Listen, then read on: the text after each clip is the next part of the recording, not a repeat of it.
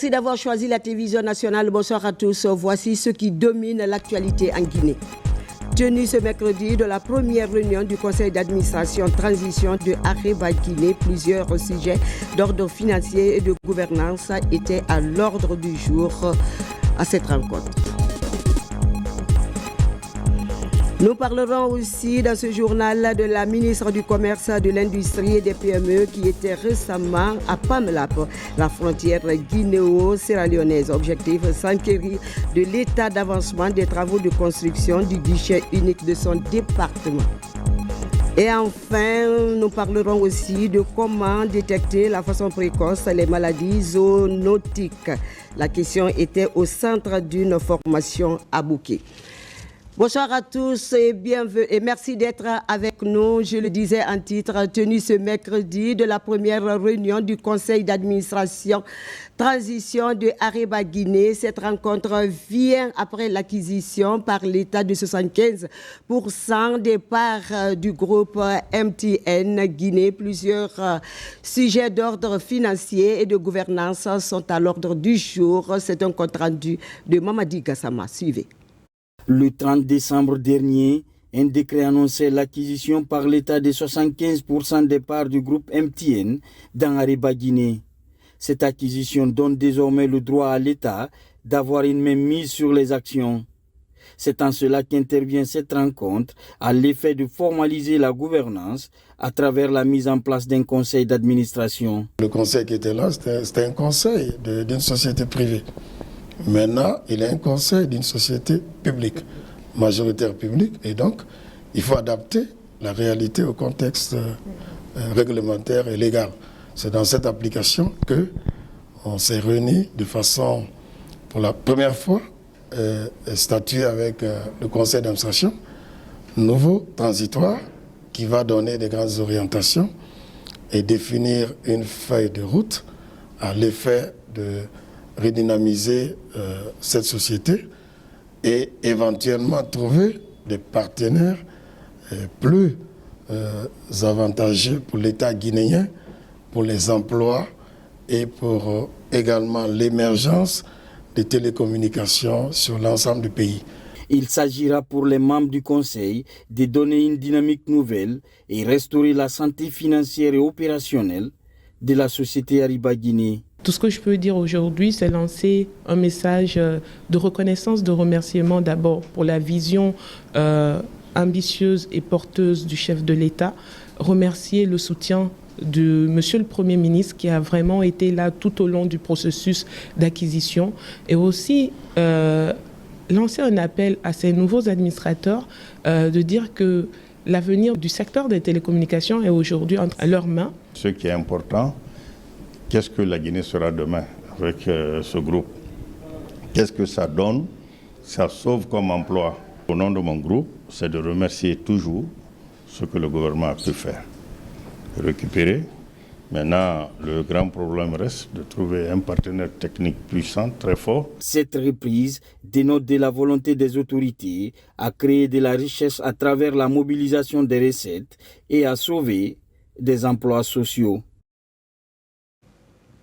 Je le disais également en titre, la ministre du Commerce, de l'Industrie et des PME était récemment à Pamlap, la frontière guinéo-sierra-léonaise. L'objectif, s'enquérir de l'état d'avancement des travaux de construction du guichet unique de son département.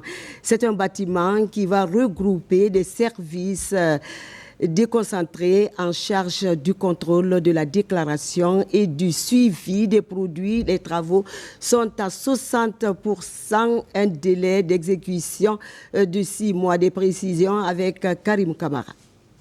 À 33 km de la ville de Forécaria, Pamlap, la mosaïque, dernier village guinéen avant de fouler le sol sierra-léonais.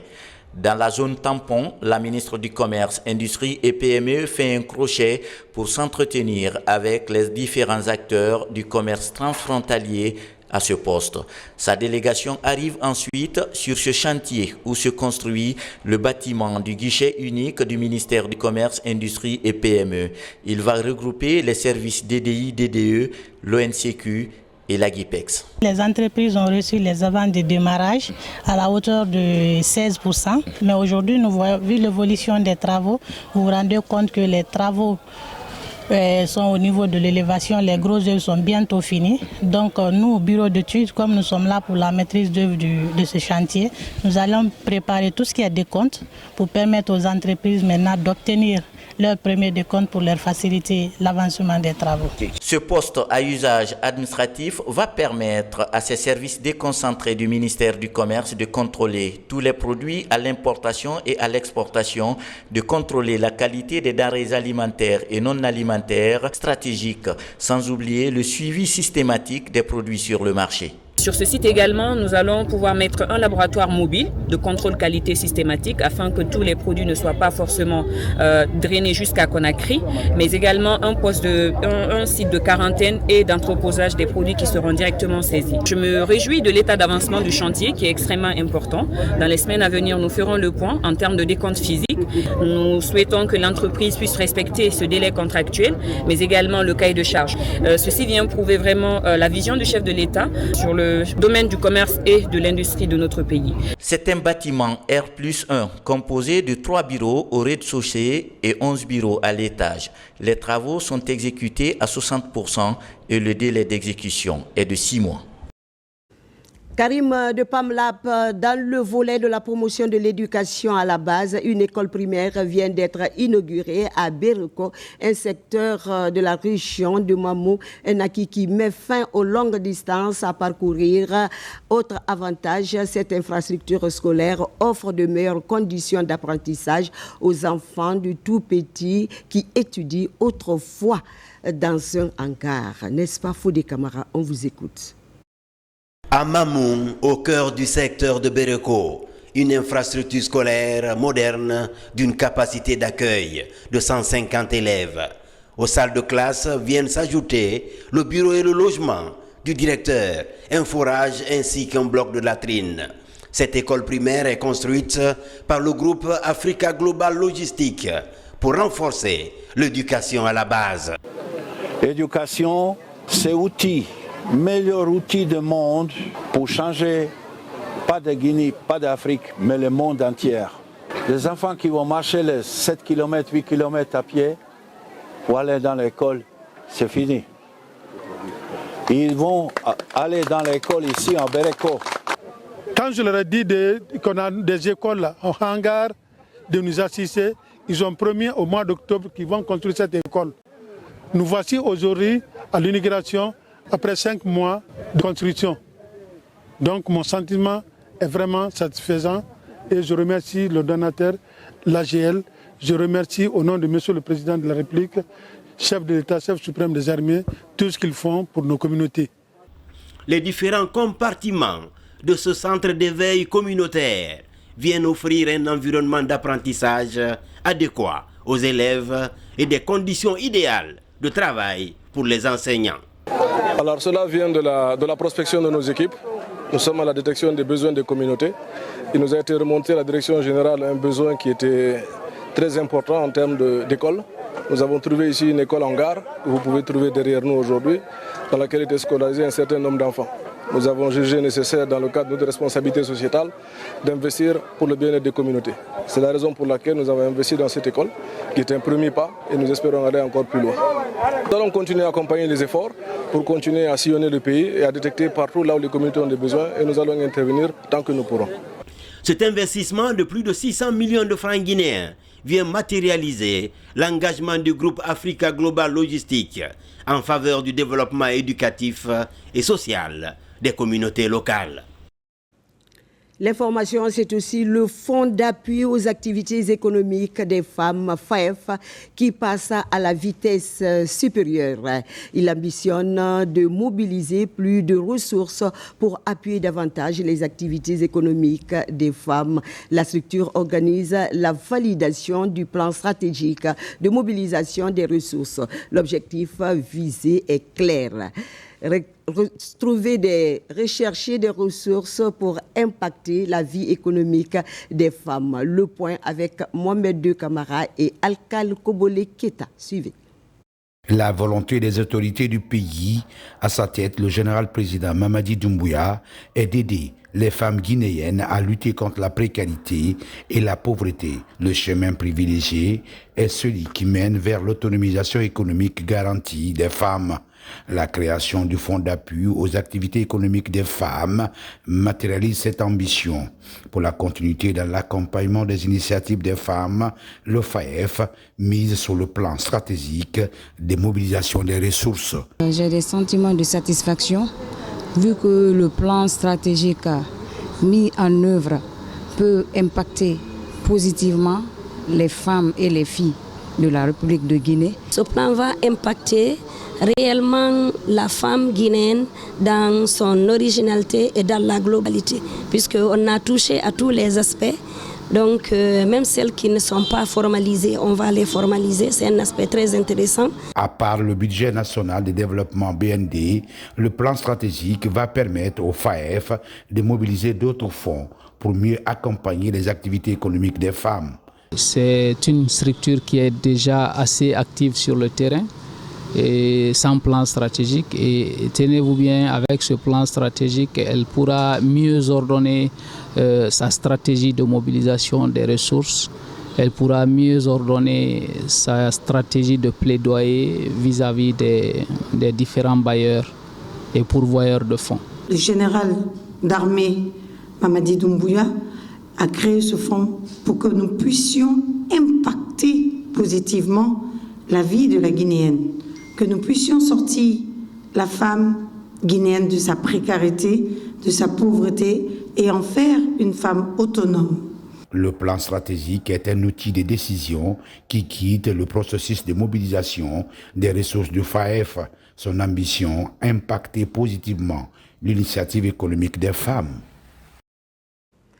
Parlons à présent de la gouvernance dans le secteur de la pêche.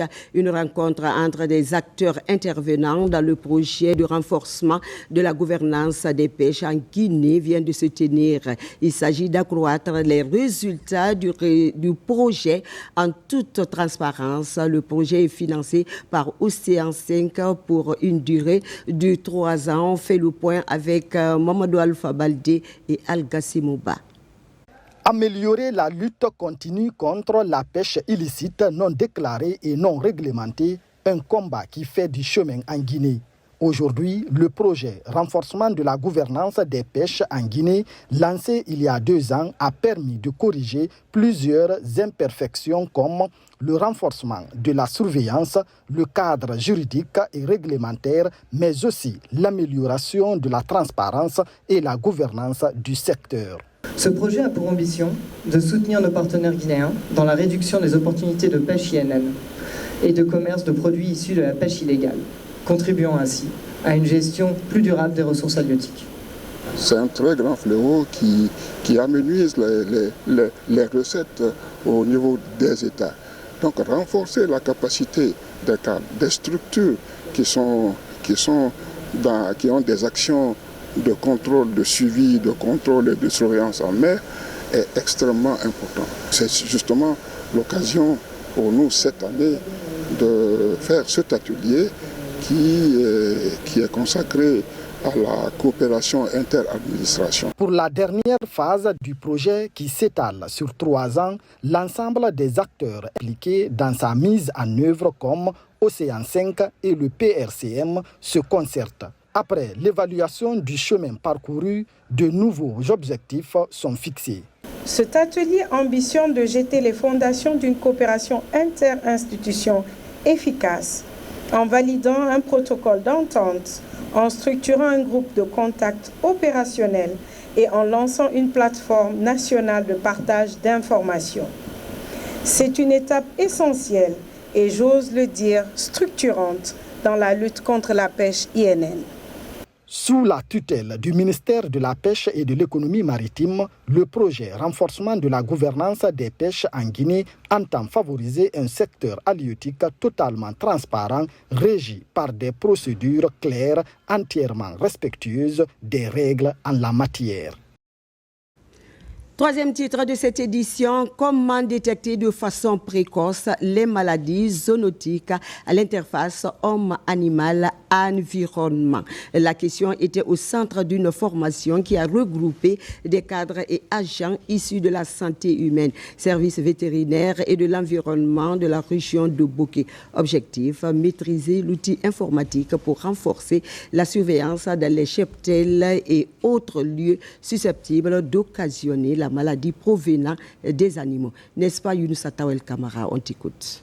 Ils sont agents issus de la santé humaine, services vétérinaires et de l'environnement de la région de Boké à prendre part à cette formation. Il s'agit pour ces acteurs de renforcer leurs capacités sur la maîtrise du manuel de surveillance des maladies de la faune sauvage en vue de détecter précocement les maladies zoonotiques à l'interface homme-animal-environnement dans l'approche Une seule santé. Comme nous le savons, la plupart des grands problèmes de santé qu'on a, les grandes épidémies, proviennent des animaux. Donc si nous ne prenons pas les dispositions nécessaires, ça risque de créer d'énormes problèmes par rapport à la gestion. Le véritable problème a été que la plupart de ces problèmes de santé étaient justement considérés que par la santé humaine. Cependant, l'origine de ces maladies provient des animaux. C'est pourquoi l'utilité de ce qu'on appelle One Health, une seule santé, qui concilie le ministère de l'Environnement, le ministère de la Santé et le ministère de l'Agriculture et de l'Élevage. La maîtrise parfaite de cet outil de travail pourrait galvaniser ces agents dans le processus de collecte de données épidémiologiques sur le terrain, notamment élevage, abattoir, marché à bétail, volailles, parcs et réserves naturelles. L'objectif, c'est juste le renforcement des capacités et la compréhension de l'ensemble des acteurs concernés pour que l'ensemble des maladies pathogènes ici rencontrées chez nous soient éradiquées. Ces agents venus de différentes préfectures de Boké sont désormais bien préparés pour prévenir les maladies de la faune sauvage au compte de la région où l'élevage est bien pratiqué. Devoir de mémoire dans ce journal, l'une des cases Bellevue de Conakry a servi de cadre ce mercredi pour une rencontre des membres du bureau politique du PDG RDA. C'était à l'occasion de la célébration de la date anniversaire du décès de feu Ahmed Sékou Touré, père de l'indépendance guinéenne, et la création de la JRDA, Jeunesse révolutionnaire démocratique africaine. Une occasion mise à profit par les invités pour procéder à la présentation d'un livre de 332 pages de feu El Hadj Ismaël Guissène. On en sait plus avec Mohamed Trois Camara. Le 26 mars 1959 a été créée la Jeunesse de la Révolution démocratique africaine JRDA. Et le 26 mars 1984 est décédé le père de l'indépendance guinéenne, le président Ahmed Sékou Touré. Une occasion pour les militants du PDG de se retrouver à la case de la Bellevue dans la propriété familiale du président Ahmed Sékou Touré. Il s'agit de rappeler sa vision, ses vérités et ses convictions à travers un livre par El Hadj Ismaël Guissène. Au temps de la colonisation, la jeunesse guinéenne n'avait pas de nom. Mais à l'avènement du PDG RDA, à sa tête, le président Ahmed Sékou Touré, ce mouvement à 8 jours a été constitué. Je suis très honoré d'assister à cette journée aujourd'hui de dédicace du livre de feu tonton El Hadj Ismaël Guissène, qui coïncide à l'an 41 du décès du père de l'indépendance guinéenne, feu Ahmed Sékou Touré. Au cours de cette retrouvaille littéraire, d'autres œuvres littéraires ont aussi été présentées, suivies d'une exposition des cahiers et des photos qui montrent les images des illustres combattants disparus pour la cause noble de la Guinée. J'ai ma participation dans ce livre-là, je l'ai lu. Au Bouillon-Tout, ce livre-là est extraordinaire, c'est très bien. Guissène, c'est un homme qui a dédié sa vie, n'est-ce pas, au combat pour la dignité, pour l'indépendance, pour la vérité, pour la justice, mais surtout, mes amis, pour la fraternité. Les participants ont eu à parcourir un document de 332 pages de l'âge feu Ismaël Guissène qui retrace le parcours du Guinéen panafricaniste et mondialiste Ahmed Sékou Touré. Merci au peuple de Guinée d'honorer mon époux. Il est parti, mais il est présent. dans l'âme, le corps des Guinéens. Il a beaucoup fait pour ce pays. Il a rehaussé l'honneur du PDG RDA. Nous voulons marquer vraiment l'histoire de notre nation, l'histoire de notre pays. Le livre de El Hadj Guissène nous parle du président. Lui, en tant que compagnon du président, il explique vraiment, avec sa proximité, ce que le président Ahmed Sékou Touré représentait pour lui. Ce document d'El Hadj Ismaïl Guissène vient s'ajouter dans les rayons de témoignages de notre histoire chez l'Harmattan Guinée pour la connaissance de la vie et du testament du feu président Ahmed Sékou Touré.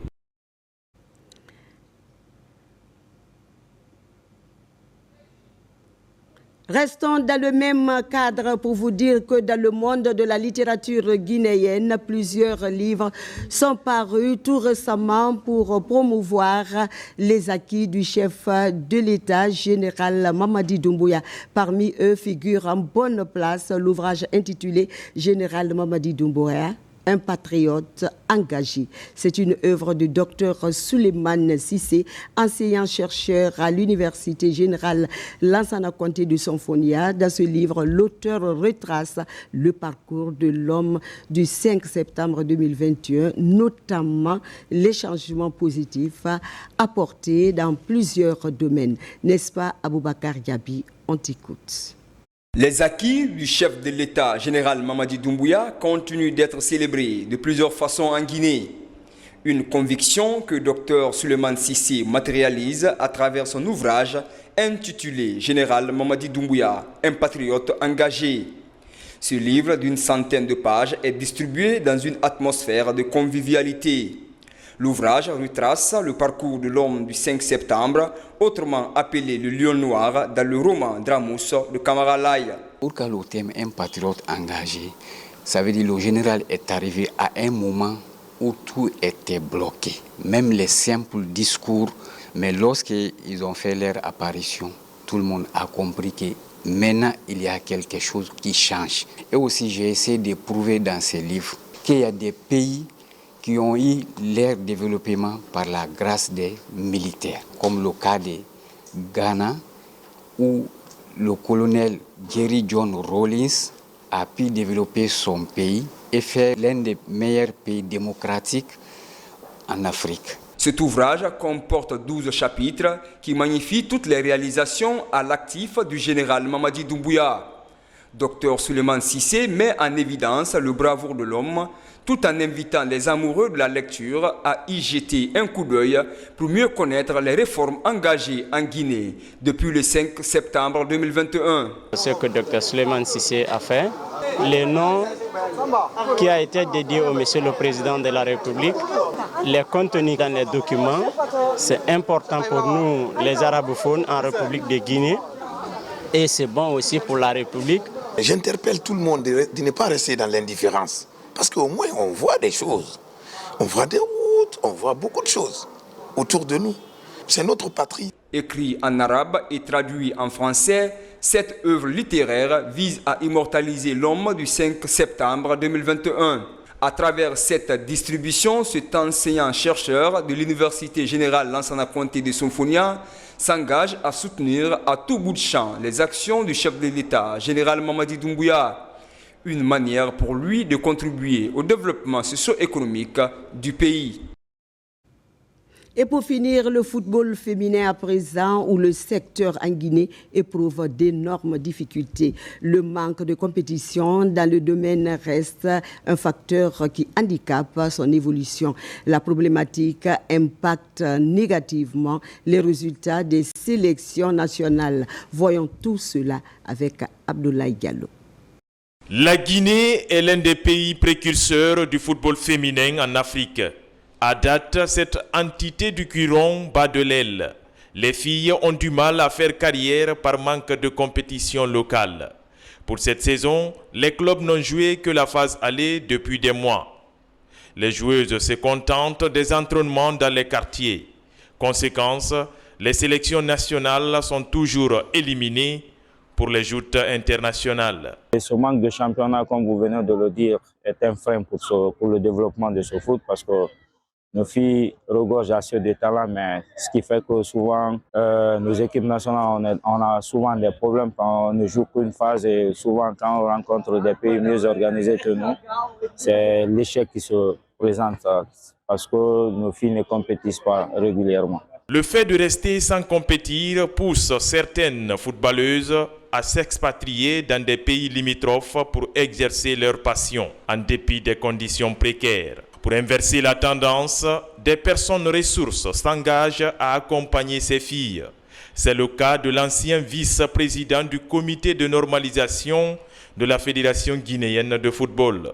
Sega Diallo soutient désormais l'AS Bolonta, créée en 1996. Ces pensionnaires alternent le football avec les études ou des métiers de leur choix. Dans quelques années, on espère pouvoir sortir des internationales, mais aussi des diplômés en informatique, en coiffure, dans différents métiers. Donc voilà, on essaie de faire en sorte que leur passion du football ne puisse pas les empêcher de développer leur avenir à côté. Le football, je l'ai choisi depuis à l'enfance. J'ai déjà fini les études.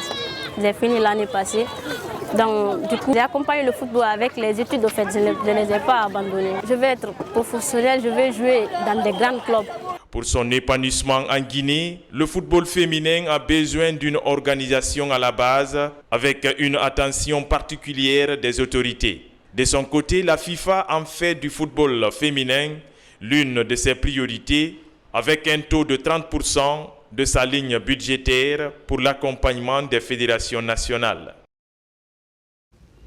Et voilà qui met fin à cette édition d'information. Elle a été réalisée pour vous par Nabilaï Moussa Kamara sous l'œil vigilant de l'équipe technique du jour. Merci de votre fidélité. Je vous retrouve à 17h, Inch'Allah, pour d'autres infos. Excellente suite de programme à vous.